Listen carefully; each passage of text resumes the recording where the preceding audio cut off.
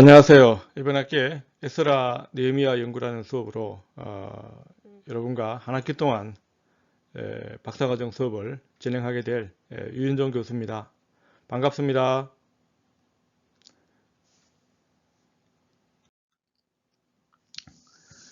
코로나에 대한 이야기는 또 계약하면은 자연스럽게 이야기를 할 수 있을 것 같고요. 오늘은 PPT 수업인 만큼 좀 지박적으로 빠른 시간 내에 핵심적인 부분들을 전달하려고 합니다. 자, 이번 학기 전반적인 내용들은 강의 계획서를 참고하시면 되고요. 핵심적인 부분들은 이제 박사과정 수업은 뭘 하는 거냐? 제일 중요한 게 뭔가? 한마디로 말하면 학문적 글쓰기를 훈련하는 것이다. 학문적 글쓰기를 훈련하는 것이다. 그럼 학문적 글쓰기라는 것이 무엇이냐? 학문적 글쓰기라고 하면 그 분야에 대해서 어떤 논리성, 그 다음에 창의성을 가지고 훈련하는 것이라고 보시면 됩니다. 논리적이고 창의적인 글, 이것을 학문적 글쓰기라고 합니다. 이것을 훈련하는 과정이 바로 박사과정에서 가장 중요한 트레이닝 과정이라고 볼 수 있습니다. 그래서 이번 학기에도 에스라 느헤미야서라는 수업을 하지 않습니까? 그러면은 그 수업에 가장 중요한 것은 에스라 느헤미야를 관한 창의적 글쓰기를 시도해 보는 거예요. 소위 말하는 우리가 소논문 쓰기라고 하는데 거기에 대한 이야기를 조금 더 말씀을 드리겠습니다. 이 글쓰기를 어떤 전문적인 분야잖아요. 전문성이죠. 가장 중요한 것은 전문적 글쓰기를 해야 되는데, 그러면 에스라 느헤미야에 관하여 전문적인 글쓰기, 학문적 글쓰기를 한다라고는 가정이죠. 그거에서 출발하는 거죠. 에스라 느헤미야에 대한 전문적 글쓰기를 시도한다. 자, 이건 뭘 의미할까요? 어떻게 하면 전문적 글쓰기를 쓸 수 있을까요? 1차적으로는 뭐냐면 에스라 느헤미야에 관한 사항들을 많이 알아야 되겠죠. 에스라 느헤미야에 대한 객관적인 어떤 지금까지 연구해 놓은 많은 물론 성경 내용뿐만 아니고 제일 중요한 것은 에스라 느헤미야서의 성경에서 말하고 있는 내용이겠죠. 그것을 우리말로 읽든 영어로 읽든 히브리어로 읽든 그 내용이 가장 핵심적인 것이라고 볼 수 있습니다. 성경에 대한 내용들이 가장 핵심적인 내용들이고, 그 다음에 기본적으로 에스라 느헤미야에 관하에 쓴 책들, 주로 이제 책이라고 했을 때 가장 우리가 보편적으로 많이 이야기하는 것이 주석책이죠. 주석이라는 것은 에스라 느헤미야에 대해서 벌스 바이 벌스로 각 절마다 자세한 내용을 설명해 놓은 책이에요. 주석책. 그 다음에 그 다음에 이제 글이 종류가 이제 논문이 있죠. 논문이라는 것은 주로 학자들이 그 분야에 대해서 자세하게 어떤 아까 말씀드린 논리적이고 창의적으로 거기에 대해서 글쓰기를 한 것을 논문이라고 불러요. 그 다음에 참고적인 사항으로 사전이 있겠죠. 사전. 자, 사전도 보면은 구약 성경을 있어서 중요한 사전 제가 한 두 가지만 말씀을 드리면 앵커 바이블 딕셔너리라고 영어로 된 앵커 바이블 딕셔너리 성경 사전이 이제 앵커 바이블 딕셔너리라는 그 사전이 또 굉장히 중요한 사전이고요. 그 다음에 NIDB라고요. 이것은 이제 New New Interpreter's Dictionary of Bible이라고, 이건 IDB라는 옛날 책을 새롭게 나온 책인데, IDB도 참 좋은 그 사전이고요. NIDB도 굉장히 좋은 사전입니다. 이러한 종류의 성경 관련된 사전을 통해서 이 과목에 대한 이해도를 높일 수 있습니다. 그러니까 그 다음에 이걸 통해 가지고 어떤 에스라 느헤미야에 관한 중요한 학문적인 흐름을 파악한 다음, 흐름을 파악한다는 말은 뭐냐면 관련된 분야의 전문적인 글들을 많이 읽었다는 뜻이죠. 읽어서 이런 흐름들이 있는데 그 중에 나는 어떤 주제를 택할 것인가, 주제를 먼저 정해야 됩니다. 그러니까 에스라, 이건 주제를 정할 때는 너무 주제가 넓어도 안 되고 너무 좁아도 안 돼요. 그러면은 에스라 느헤미야 같은데 에스라 느헤미야를 또 다 할 것인가, 아니면 에스라만 할 것인가? 당연히 에스라만 해야 되겠죠. 에스라 느헤미야 각각 따라 해야 되겠죠. 그러면은 에스라서에 대한 많은 주제들이 있어요. 또 느헤미야서에 대한 많은 주제들이 있고, 에스라와 느헤미야의 관계에 대한 주제들도 있고, 또 에스라 느헤미야와 역대기와의 관계에 대한 주제도 있고, 에스라 느헤미야와 토라와의 관계에 대한 주제도 있고, 많은 주제가 있습니다. 그 중에 하고 싶은 주제를, 관심이 가는 주제를 하나를 정하면 돼요. 그 다음에 주제를 정한 다음에 그 주제와 직접적으로 관계된 관련 자료들을 다 모으고 읽고 그 주제에 대한 주요 쟁점들을 정리해야 합니다. 쟁점을 정리를 하고 나서 여기에서 이제 뭐냐면 틈새 시장을 봐야 돼요. 지금까지 학자들이 놓치고 있었던 부분, 내가 새롭게 주장하고 싶은 이런 부분들을 찾아내어서 글을 쓰는 거죠. 사실은 틈새 시장이라는 관점이 좀 새로운 어떤 관점을 쓸 수도 있고, 새로운 자료를 가지고 쓸 수도 있고, 이전에 놓치고 있는 그 틈새를 들어갈 수도 있는 것이고, 여기에서 이제 어떤 창의성과 이런 부분이 나온다고 볼 수 있습니다. 논문에 있어서 가장 중요한 것은 창의적인 주제를 골라내는데 그 자체를 자기가 논리적으로 논증해서 그 창의성을 검증해야 되는 거거든요. 그게 제일 중요한 부분입니다. 제가 이 말을 또 말씀을 많이 드릴 텐데, 좋은 글은 작은 주제를 가지고 깊이 있게 길게 써야 돼요. 이게 전문가의 힘이에요. 전문가라고 하면 작은 주제라도 많이 알아야 되죠. 그 다음에 또한 깊이 있게 알아야 되고, 또 작은 주제라고 해도 깊이 있게 길게 알아야 되잖아요. 좋은 글은 뭐냐면, 좋은 논문이라고 하면 작은 주제를 잡아서 창의적으로, 논리적으로 일정한 분량을 소화하는 글이 바로 좋은 글이라고 말씀드릴 수 있습니다. 그런 어떤 목표를 가지고 목차를 짜고 논리적인 순차들을 그려봐야 돼요.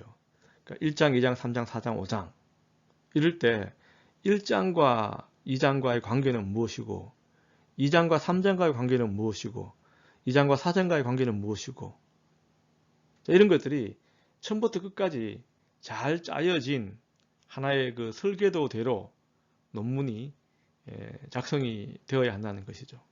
이게 두 개가 흥크러진다든지 앞뒤가 안 맞다든지 논리적 관계없는 것을 괜히 가지고 온다든지 이런 부분들은 논리적 글쓰기에 있어서, 학문적 글쓰기에서 상당히 금지된 사항이라고 보시면 됩니다.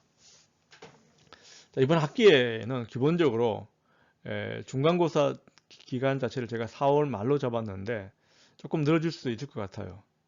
그리고 기말고사가 아마 마지막 기간이 7월 초가 학기 마지막이 되는데, 자, 중간고사 요 기간까지는 아까 이 주제를 정하고 뭐 관련 자료를 모으고 그 다음에 목차를 정하고 논리적 이런 부분까지를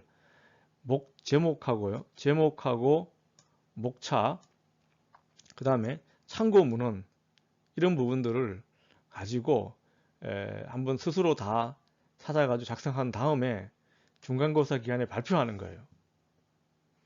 발표해서 뭐가 문제인지 어떤 방향으로 가야 할지 이것을 중간고사 치기 전까지는 여러분들이 마무리가 되어야지 기말고사 때까지 이걸 완성할 수 있어요. 이걸 가만히 놔둬버리면 나중에 가서는 아무 생각이 안 나요. 뭘 써야 할지 전혀 끝까지 몰라요. 책을 읽지 않고서는 관련된 내용을 공부를 하지 않고서는 어떤 글을 써야 할지 아무런 생각이 없습니다. 고민만 한다고 되는 것도 아니고 가장 중요한 것은 끊임없이 그 관련 분야에 대한 글을 읽어야 합니다. 읽고 생각했을 때 그 가운데 무언가 주제가 나오는 것이지 그걸 하지 않으면은 학기 끝날 때까지 아무리 들어도 그 내용이 안 나옵니다. 그래서 제 경험을 살려서 저는 중간고사 치기 전까지는 저하고 토론도 하고 논의를 하면서 이 주제를 정하는 작업을 4월 말까지 정도 완성하고 발표하고 그 다음부터 이제 그 목차나 이거에 따라서 기말고사 때까지 글을 써서 완성해서 최종본 자체를 발표하고 토론 후에 다시 또 수정해서 완성본을 제출하는 것으로 그런 과정으로 이렇게 수업을 이번 학기에 가장 중요한 핵심적인 과제 처리죠. 이걸로 글 읽고 수고하는 것은 모든 것은 다 여기에 집중하는 것이다 라고 이해하시면 됩니다. 자, 그래서 제가 아마 에스라 느헤미야에 관한 논문들은 제가 아마 전달했을 겁니다. 카카오톡으로 전달을 했고요. 에스라 느헤미야에 대한 전반적인 이해도는 제가 아직 출판 준비 중인 구약 주해라는 책의 에스라 느헤미야 편을 보시면은 기본적인 사항들은 거기에 다 포함이 되어 있습니다. 더 자세한 사항들은 에스라 느헤미야에 관한 주석책들 지금 우리나라에서 가장 그래서 많이 보편적으로 사용되는 주석책들이 우리말로 번역된 것 중에는요. 에스라 느헤미야 같은 경우에는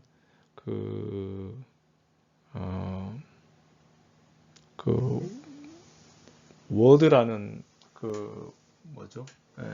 갑자기 제가 기억이 안 나는데 윌리엄슨이 쓴 에스라 느헤미야 주석책이 있어요. 그 책을 참고를 하시면 도움이 될 것 같고 나머지 주석들을 찾아보시고 참고하시면 됩니다. 자, 여기까지는 이번 학기의 가장 핵심적인 사항인 학문적 글쓰기 텀페이퍼 작성에 대한 이야기였습니다. 자, 이어서 이제 에스라 느헤미야서의 역사적 배경을 시작하기 전에 이제 근본적인 질문인데요. 구약 성경을 이해하고 공부한다는 것은 뭘 의미할까? 자, 이 질문은 제가 끝까지 계속 지금까지도 제 스스로도 역사적으로 질문하고 있는 내용이에요. 핵심적인 우리가 이제 성경 본문이라고 했을 때 본문을 이해할 수 있는 가장 어떤 방법이 저는 크게 이제 세 가지로 놓고 보는데 첫 번째가 역사예요. 역사. 이 역사라는 개념 자체가 가장 중요한 어떤 프레임이에요. 성경을 이해할 때 그 성경 본문이 배경을 하고 있는 역사라는 부분이 있죠. 이 역사에 관한 것들 이것이 사실은 가장 중요합니다. 오늘날 모든 작품들, 모든 것도 신문이나 모든 것 자체도 사실은 그 작품 뒤에는 역사가 들어가 있습니다. 역사라는 것은 그건 또 나중에 제가 말씀드리겠습니다만은 이 역사라는 부분은 이 부분이 가장 핵심적인 부분이고 그 다음에 두 번째가 뭐냐면 플러스 하나의 작품이니까 에스라 느헤미야 같은 경우는 작품이니까 이것이 이제 두 번째가 뭐냐면 문학이라는 거예요. 제가 지금 글 쓰는 거는 지금 이렇게 마우스를 이용해 하다 보니까 좀 서툽니다만은 두 번째가 이제 문학이에요. 성경 자체는 문학 작품이에요. 자, 문학이라고 하면 작품 자체가 문학이라고 하면 모든 작품 자체는 글로 쓰여진 이상은 문자로 되어 있잖아요. 문자로 된 모든 글은 대개는 의도와 글을 쓴 의도와 목적이 있는 것이잖아요. 자, 그런 맥락에서 모든 글은 목적과 의도를 가지고 있다는 작품에서는 목적과 의도를 전달하기 위한 표현 방법으로서의 문학이라는 것이거든요. 자, 그래서 역사라는 어떤 그 배경을 하더라도 이제 뭐냐면 글로 쓰여지면 이것이 문학성을 띠게 된다는 것이죠. 구약 성경은, 아니 성경 전체는 뭐죠? 천지 창조부터 세상 종말, 창세기부터 요한계시록까지 그게 역사적 배경이죠. 시작이 끝날 때부터 인간이 이 세상의 종말이 오기까지 시작과 끝이라는 그 역사적 배경이죠. 거기에 하나님의 뜻이 어떻게 어떤 방식으로 임했는가를 문학적인 표현을 글로서 창세기부터 계시록에 이른 그 글로서 표현한 거죠. 그것이 뭐냐면 바로 하나님의 메시지인 신학이래요. 그러니까 이 역사와 문학이라는 것이 존재하는 이유는 뭐냐면 바로 신학이라는 이 하나님의 메시지를 전달하기 위한 어떤 틀이죠. 그 프레임으로서 역사와 문학이라는 역사적인 무대, 그다음에 문학이라는 그 표현 방법의 틀, 이것을 통해서 신학이라는 메시지를 전달하기 위한 거예요. 그 가장 중요한 것은 신학적인 메시지를 전달하기 위한 것이다. 자, 그 다음에 이러한 제가 쓴 구약주해라는 책 자체의 기본적인 그 이해와 패러다임은 다 그런 식으로 되어 있습니다. 앞에 보시면은 역사적 배경이 들어가 있고 문학적인 배경이 들어가 있고 본문 내용이 들어가 있고 마지막에 어떤 신학적 메시지가 들어가 있습니다. 이러한 어떤 그 이러한 어떤 관점에서 저는 성경을 읽는 것이 가장 건강한 방식이라고 봐요. 그러니까 역사와 문학이 합하여 신학적 메시지를 전달하고 있다. 이것이 어떤 성경을 이해하는 가장 중요한 그 방법론이라고 제가 믿고 있습니다. 자, 그 맥락에서 이제 에스라 느헤미야서도 하나의 신학적 메시지를 담은 문학적 작품인데 이 작품도 역사적인 배경이 있어요. 역사적인 프레임이 있어요.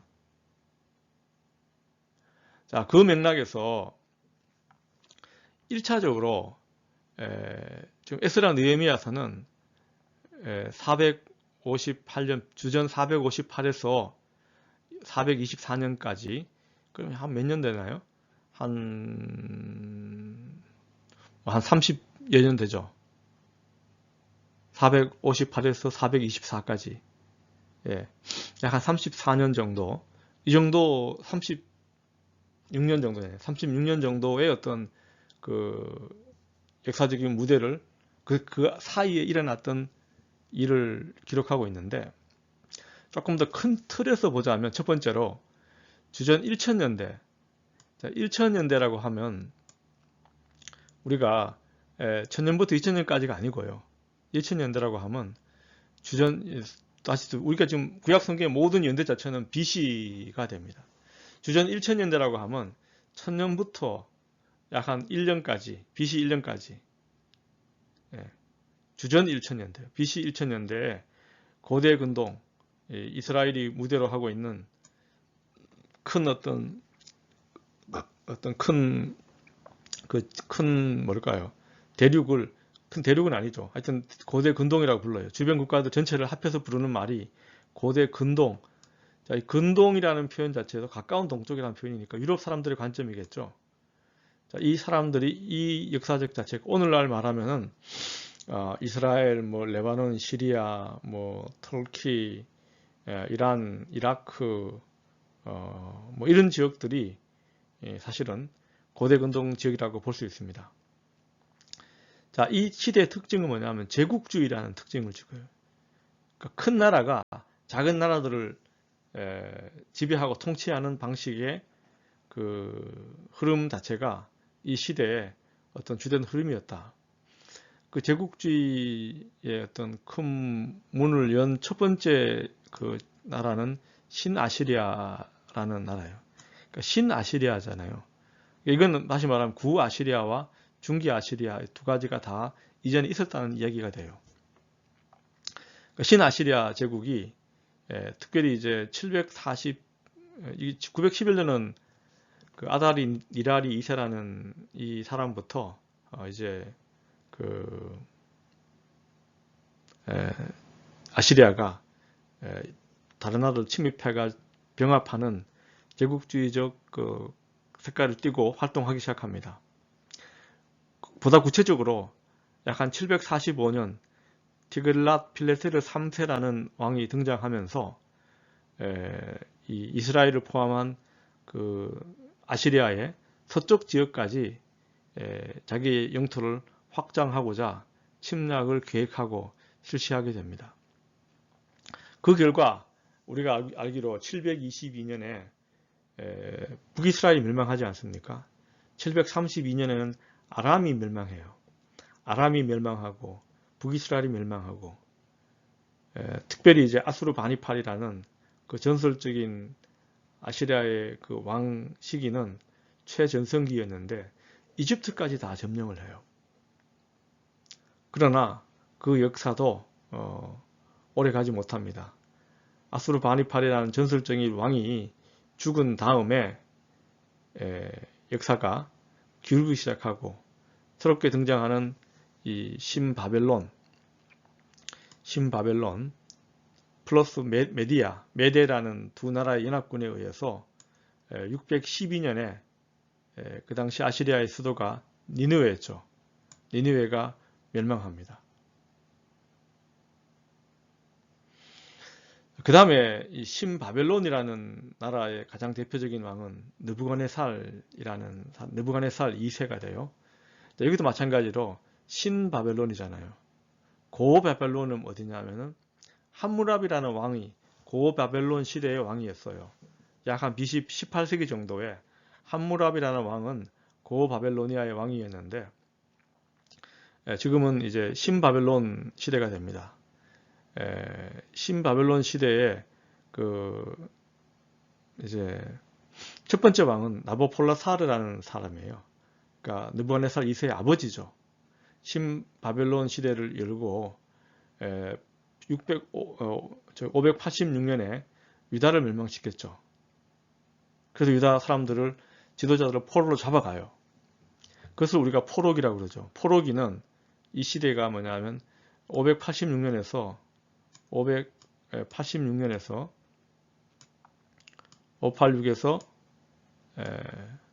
여기서 나오는 539년까지 이 기간이 포로기가 돼요. 좀 서툴죠. 하여튼 포로기가 됩니다.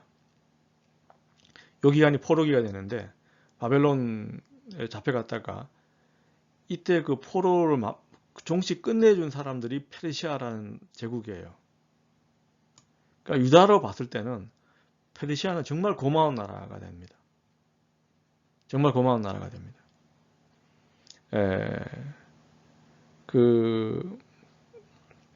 왜냐하면 해방시켜서 자기 나라로 원래 왔던 그 유다로 돌려보내준 그 나라였기 때문에 페르시아와 유다의 관계는 특별한 관계라고 보시면 됩니다. 그 다음에 이 페르시아도 궁극적으로 331년에 그 마케도니아 그리스의 그 알렉산더 대왕한테 망하죠. 그 다음에 그래서 그리스 시대가 63년까지 이어졌다가 마지막 63년부터 그 AD 453년까지는 이 로마가 이 팔레스타인 지역을, 또 로마라는 나라 자체도 팔레스타인 지역을 점령했다가 AD 453년에 게르만에 그 멸망하죠. 자, 이러한 흐름 속에서, 큰 흐름 속에서 에스라 느헤미야라는 책 자체가 등장하게 됩니다. 자, 이 시대를 우리가 페르시아 시대를 페르시아와 예후드라고 이야기를 하는데, 이걸 포로 후기 유다 사회, 포로기 이스라엘은 586년에서 539년까지 바벨론에서 보냈다고 이해하면, 포로 후기 자체는 바벨론이 아니고 무대는 유다예요. 돌아왔으니까요. 돌아왔지만 여전히 뭐냐면 페르시아라는 이 제국의 식민 통치 하에 있었거든요. 이때 이제 제가 이름을 예후드라고 썼는데, 예후드라는 이 명칭 자체는 페르시아 제국에서 유다를 부르는 명칭이 예후드가 됩니다.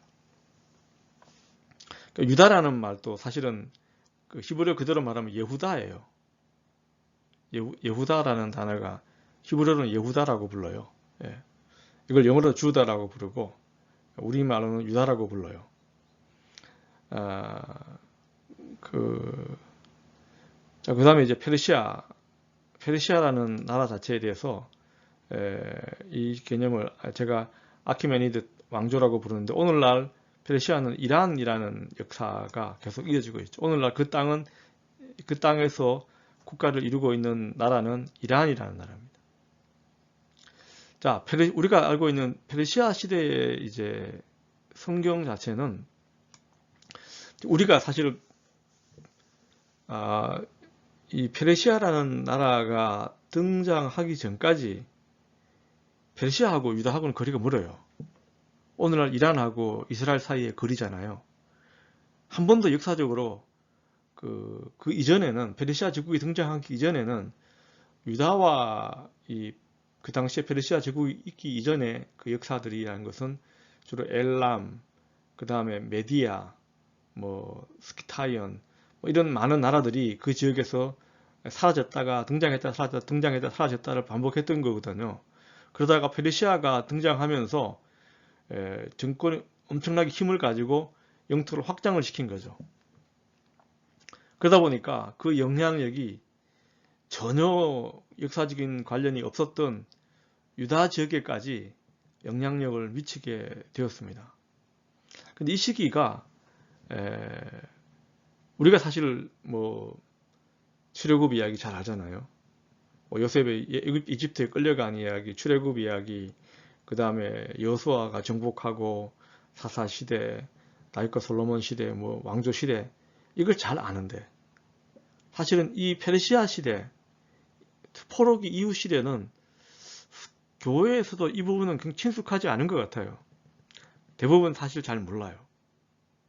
그런데 이 시기에 기록된 이 시기에 어떤 무대를 하고 있는 성경책이 역대기요, 역대상하, 그 다음에 에스라 느헤미야, 에스더, 그 다음에 학개, 스가랴, 말라기, 또 전도서, 제가 적지는 않았습니다만 아마 이사야서 56장 이후 이런 부분들도 사실은 이 시기와 관련된 어떤 역사, 관련된 역사라고 이해하시면 됩니다. 또 하나 중요한 것은 뭐냐면, 가장 중요한 부분이기도 한데, 이 시기에 토라가 형성되기 시작했다는 것이죠. 자, 토라라는 것은 모세오경이죠. 율법서. 이 모세오경의 형성 자체가 이 시기에 이루어졌다라고 봐요. 그 이후에 이제 성경 전체가 다 이루어진 것은 아니지만, 그 이후에 아마 예언서와 성문서의 어떤 편찬 작업도 이 시기에 진행이 되고, 완성은 또 훨씬 더 후대에 완성이 됩니다만은, 토라는 이 시기에 완성이 이루어졌다라고 봐요. 그러니까 토라가 이루어지고 예언서와 그 성문서의 그 편찬 작업이 진행 중인 시대가 페르시아 시대였다 하는 점에서 이 시기는 오늘날 구약학자들 사이에 있어서 굉장히 중요한 시기고, 굉장히 또한 그 구약 성경의 어떤 형성에 있어서 그 이전에 비해서 훨씬 그 중요성이 많아진 시대로 다루어지고 있습니다. 오늘날 사실은 구약 성경의 주된 흐름은 과거에는 이스라엘 정복 시대나 왕조 시대였다고 놓고 본다면, 오늘날 있어서 성경 연구의 주된 흐름은 이 바로 페르시아 시대의 어떤 연구가 주된 흐름이라고 볼 수 있습니다. 그러니까 이 아람어라는 이 언어가 원래는 사실 아람이잖아요. 아람어라는 것은 오늘날 시리아입니다. 구약 성경의 아람 또는 다마스커스, 요 이스라엘 지역과 밀접하게 같이 있었던 지역인데, 그 당시에 페르시아 제국의 언어가 아람어였어요. 자, 이것은 인류 역사에 있어서 정복자가 피정복민의 언어를 차용해서 그 제국의 언어로 사용한 세계 유일의 예가 됩니다. 이 아람어는 다리우스 시대부터 페르시아 제국의 언어로 되어 있습니다. 언어가 됩니다. 그러다 보니까 제국의 언어였으니까 모든 언어 자체가 아람어로 이루어진 거죠. 자, 그런 맥락에서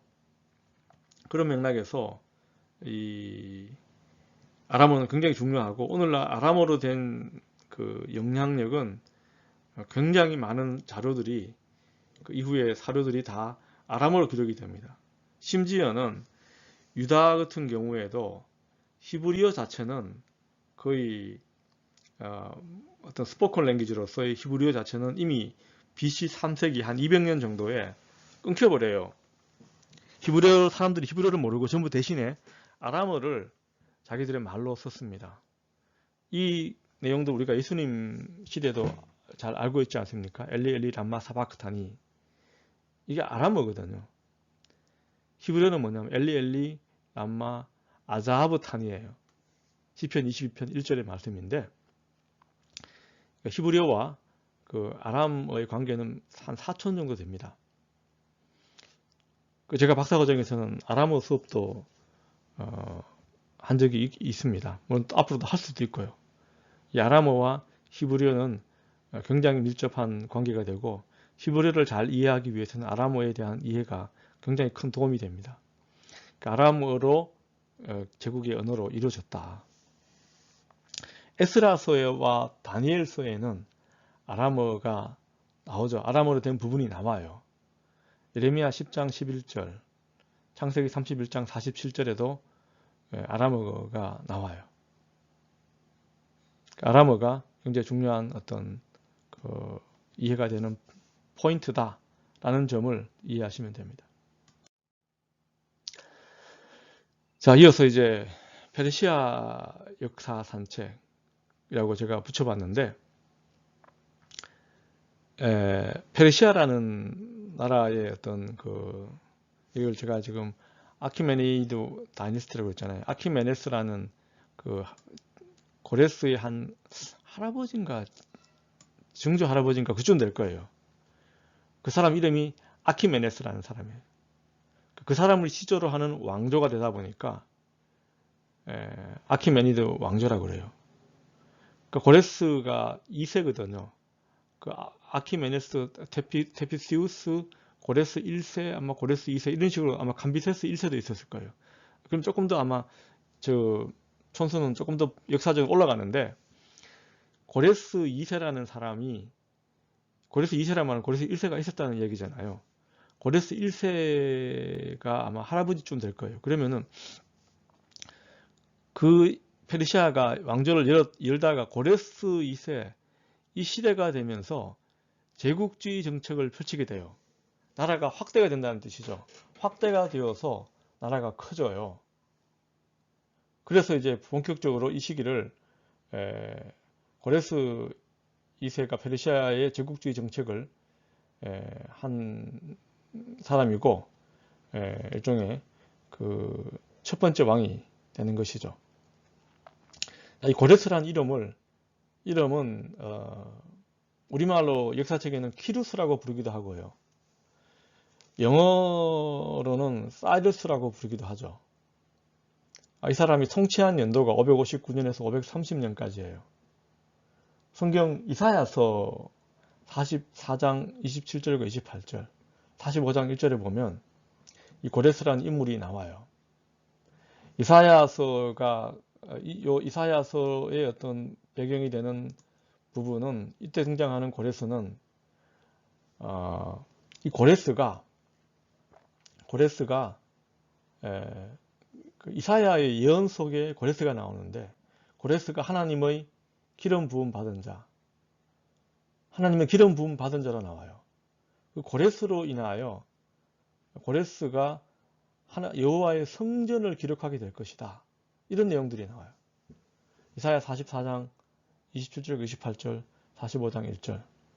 이거는 이제 바벨론에, 그 당시에 있었던 바벨론의 이사야가 한 예언이에요.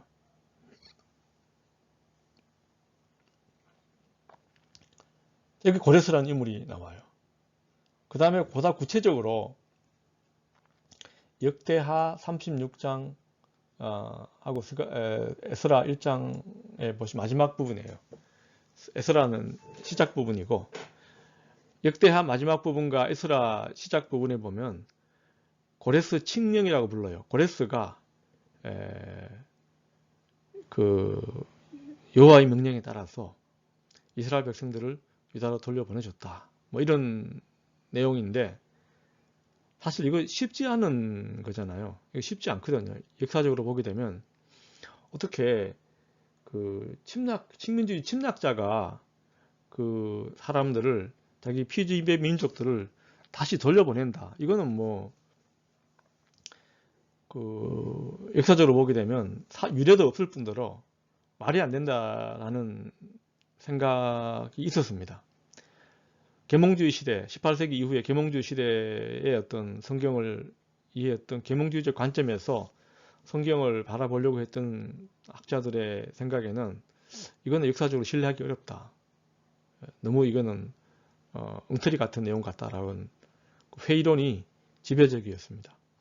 그런데 이후에 이 고레스 실린더라는 비문이, 실린더라는 것은 뭐죠? 연통 모양이에요. 요즘 말로 하면 우리가 이 연통 모양의 그 비문인데, 거기에다가 고레스가 아카드어로 자기의 어떤 그 기록을, 자기의 어떤 업적을 거기에다가 실어놨어요.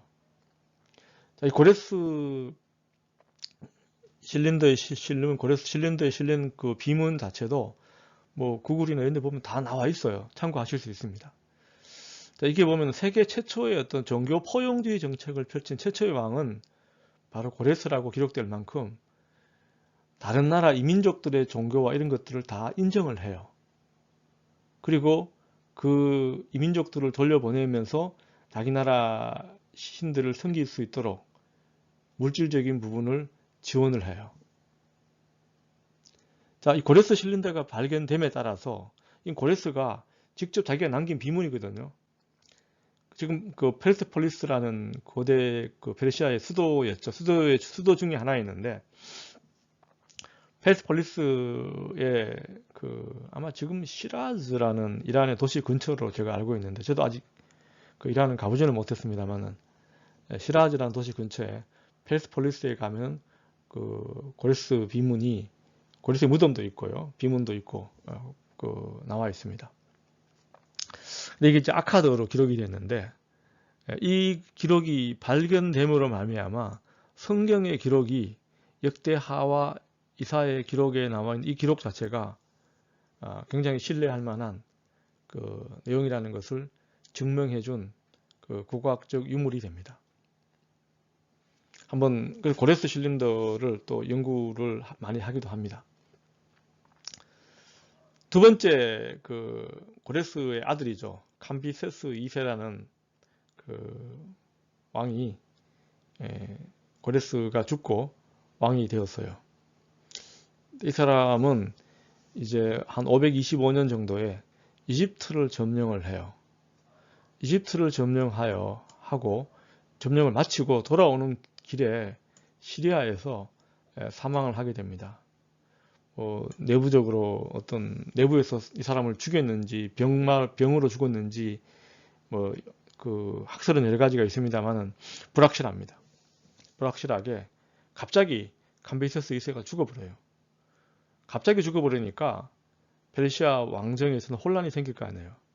거기에서 왕권 쟁탈전을 벌이게 되고 많은 혼란이 있었습니다.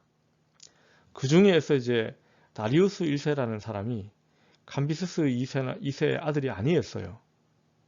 그러니까 반란 가운데 이 사람도 이제 반란을 일으킨 거죠. 정권을 잡은 거죠. 다만 약간 먼 왕조의 총독 박틴이라는 그 지역의 총독의 아들이었어요. 아버지가 총독이었어요. 그러니까 친척 관계는 맞는 것 같은데 직접적인 왕손은 아닌 거죠. 멀어도 먼 왕손 정도 되는 사람이었는데 이 사람이 이제 정권을 잡게 돼요. 사실 오늘날 페르시아라고 했을 때 페르시아 제국에 그 많은 제도들도 있고 오늘날까지 계속 이어지고 있는 수많은 그 유산들이 많이 있는데 사실 그 역대기에 보면 다릭이라는 역대상 29장일 겁니다. 29장에 보시면 29장 30에 보면 다릭이라는 화폐 단위가 나오거든요. 다릭이라는 화폐 단위가 나오는데 바로 이 다리우스 시대에 만들어진 화폐 단위예요. 그 다음에 영마제도 말 타고 이렇게 제국을 통치하는 이러한 방식이라든지 상당히 많은 부분들이 페르시아 시대 때 이루어지는데 그 페르시아 제국의 어떤 체제를 갖추고 그 전성기를 이루었던 왕이 바로 이 다리우스 1세라는 왕이었습니다. 통치 연도는 522에서 486년까지 페르시아 제국의 정점이었고 실제로 학계와 스가랴의 경우에도 바로 이 스가랴의 경우에도 그 다리오 왕 제2년이라는 그 페르시아의 그 왕호를 쓰고 있어요. 왕 통치 연도를 쓰고 있어요. 자, 그래서 이 페르시아의 제국의 다리우스 2세라는 인물이 가장 중요한 인물입니다. 이 사람이 남긴 그 비문 가운데 베이스툰 비문이라는 것이 있습니다. 이건 독특하게 오늘날 지금 베이스툰이라는 그 지역에 그 바위로 된 산인데 그 산에 중턱에 자기의 치적을 새겨놨어요. 비문을 새겨놨어요. 이게 3개국으로 되어 있어요. 올드 펄시안, 아케디언, 엘라마이트. 이 3개국어로 이것이 되어 있어서 사실 아카드가 그 당시까지 해독이 잘 안 됐었어요. 근데 아카드를 해독하는데 결정적인 영향을 미친 것이 바로 이 베이스툰 비문이 해독에 결정적인 영향을 미칩니다. 자, 이 베이스툰 비문은 이집트의 그 로제타 스톤이라고 있지 않습니까?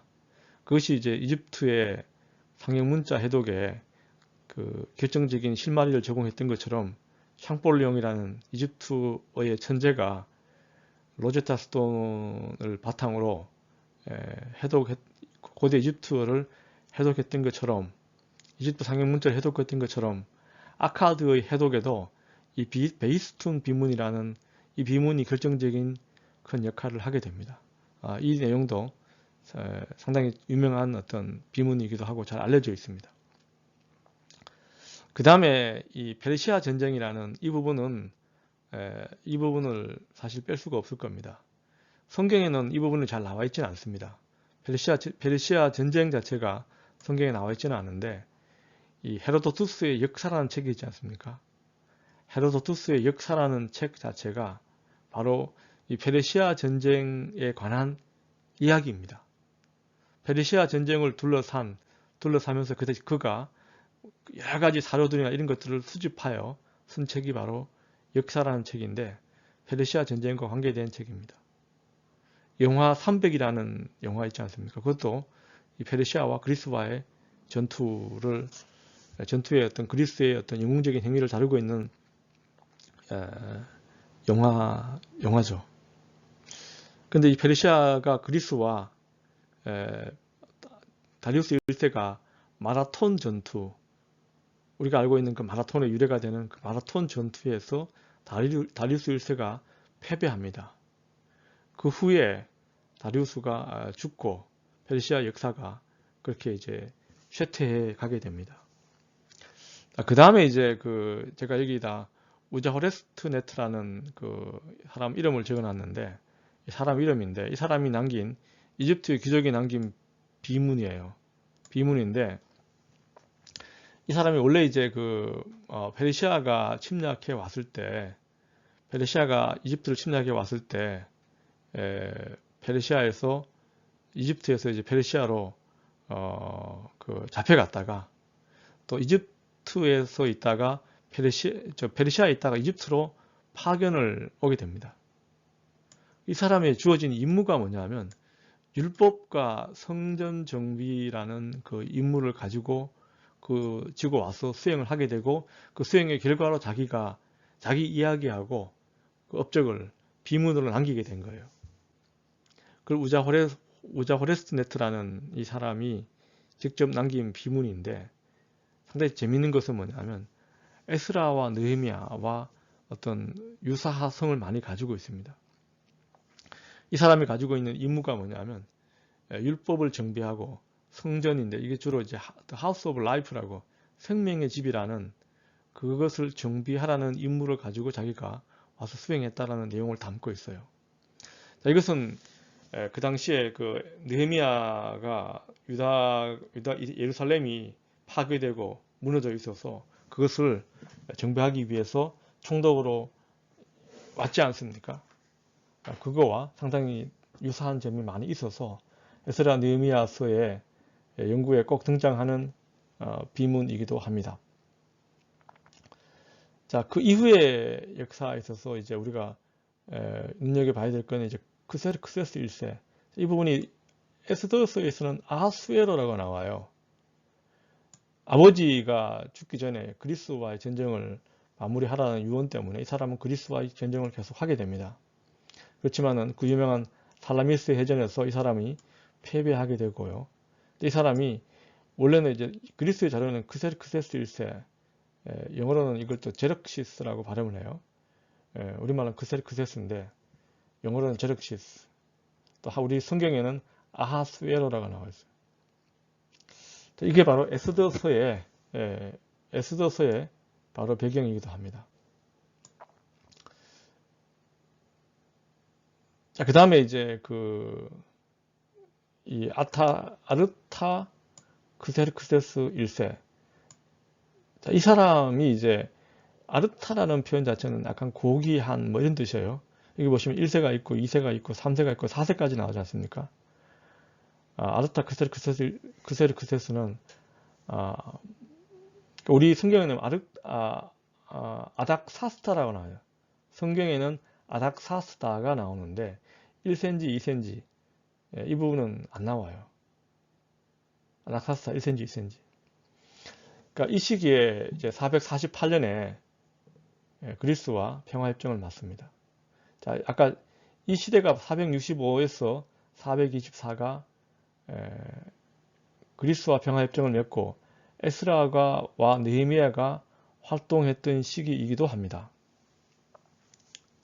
그래서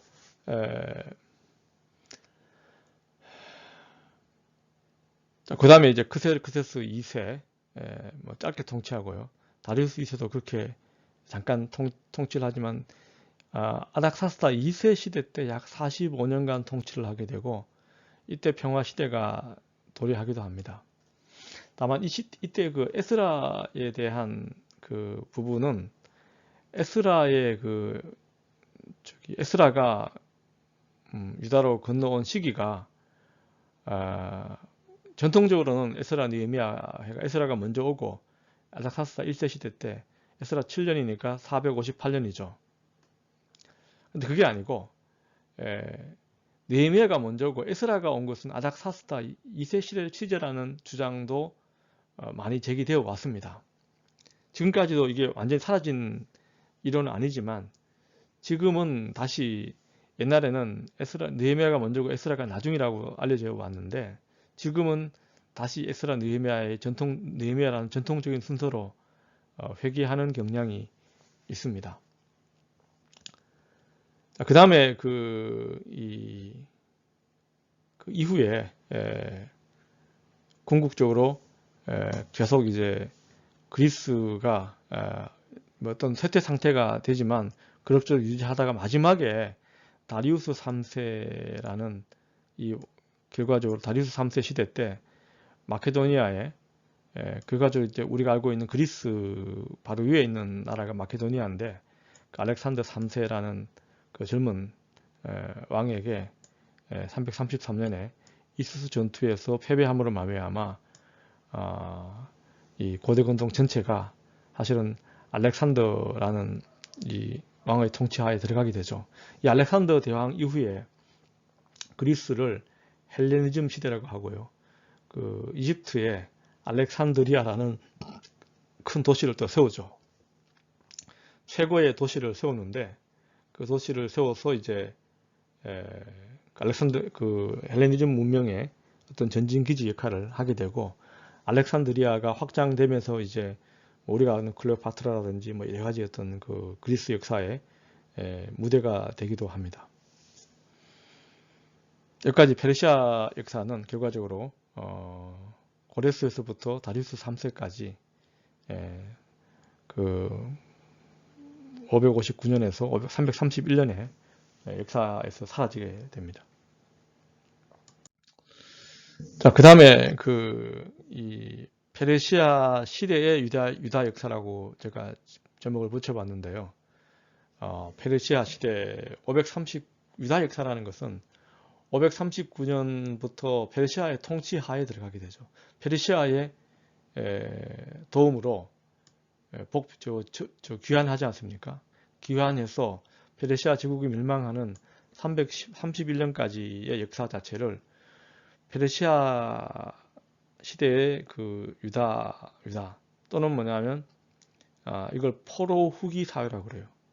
포로기는 586에서 539, 포로 후기는 539에서 531년까지의 그 시대를 포로 후기 사회라고 불러요. 그 다음부터는 이제 뭐 그리스 시대 뭐 이렇게 나오는데, 자, 이 시기가 이 시기를 이제 어떤 그 유다적 관점에서 역사를 보게 되면 역사적 사료가 별로 많지 않습니다. 거의 없습니다. 우리가 알 수 있는 거는 539년에 귀환했다. 귀환해서 초기 정착까지 과정, 에스라 1장에서 4장까지 고레스 칙령과 돌아온 귀환자들의 명단, 그리고 성전 재건을 시도하려고 했던 어떤 일들, 이런 부분들을 초창기의 역사들이 잠깐 나와 있어요. 이 부분이 아마 539에서 한 536년까지의 역사가 잠깐 나와 있고요. 그 다음에 학계 스가랴가 활동했던 시기가 다리우스 2년이니까 520년부터인데 이때 그 학계와 스가랴 1장 8장까지의 내용이 주로 이 시대를 배경으로 하고 있습니다. 그 다음에 이제 스룹바벨 성전이라고 나오지 않습니까? 이게 이제 제2성전이에요. 제2성전 시대를 우리가 제2성전 시대라고 이야기하는 이유는 515년 제1성전은 언제입니까? 솔로몬이 성전을 세웠던 966년부터 586년까지가 제1성전 시대죠. 그 시대를 우리가 솔로몬 성전이라고 부르죠. 또 스룹바벨이 세웠으니까 스룹바벨 성전이라고 불러요. 그러니까 아마 이걸 이제 제2성전은 515년에서 제2성전 시대를 515년에서 515년 BC에서 그 다음에 AD 그 70년까지 로마에 의해서 유다가 완전히 망하고 초토화되는 그때까지를 제2성전 시기라고 불러요. 그 제2성전 자체가 완공된 시기가 515년이에요. 학계 스가랴의 권고 하에 또 스룹바벨이라는 이 인물이 다윗 왕조의 후손이에요. 그래서 이 두 사람의 어떤 예언자들, 그 다음에 성전, 왕족의 후손, 이런 관점에서 이제 이 중심이 되어서 사실 그 성전이라는 것은 고대 시대에는 왕들만 지을 수가 있었어요. 왕들의 중요 임무가 뭐냐면 성전을 짓고 그 성전으로부터 자기의 왕권의 정당성을 신으로부터 인정받는 방식으로 이것이 이제 이루어져 왔기 때문에 고대 근동 전통에는 모든 왕들은 성전을 보호하고 지키고 수리하고 뭐 이런 임무를 가지고 있었습니다. 그래서 스룹바벨이 다윗 왕족이기 때문에 성전 건설에 주된 임무를 맡았다라고 볼 수 있습니다. 그 다음부터 515년부터 에스라가 오기 전까지 458년까지는 뭐 실질적으로 그 팔레스타인 역사의 어떤 진공 상태라고 보시면 돼요. 기록이 거의 없어요. 다만 요즘에 있어서는 고고학적인 어떤 발굴을 통해서 이 시대를 재구성해 보려고 하는 시도는 꾸준히 있습니다. 있고 또 관심이 많이 있습니다. 다만 역사적인 사료가 이 시기에는 사실은 거의 남아있지 않습니다. 그 다음에 아까 제가 말씀드렸던 그 458 에스라가 온 시점이고 424년은 아닥사스다 그 1세가 통치를 마무리한 시기가 424년입니다. 그래서 조금 에스라가 기록한 시기가 458년부터 아닥사스다 느헤미야가 이 시기까지 계속 활동했다라고 봐요. 그래서 이 시기를 다루고 있는 그건 당연히 에스라 7장에서 10장까지 느헤미야서 전체가 이 시기를 다루고 있기 때문에 이 시대를 우리가 조금 배경을 알 수 있다는 것이죠.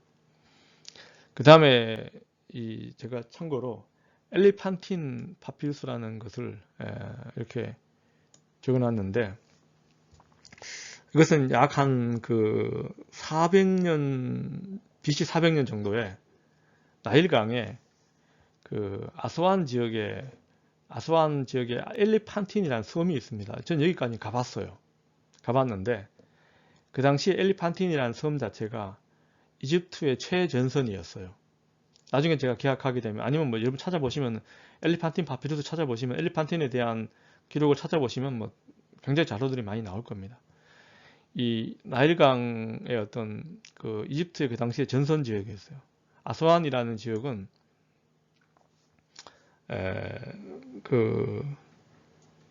이집트의 그 당시 최고의 요즘은 아부심볼까지 내려가 있잖아요.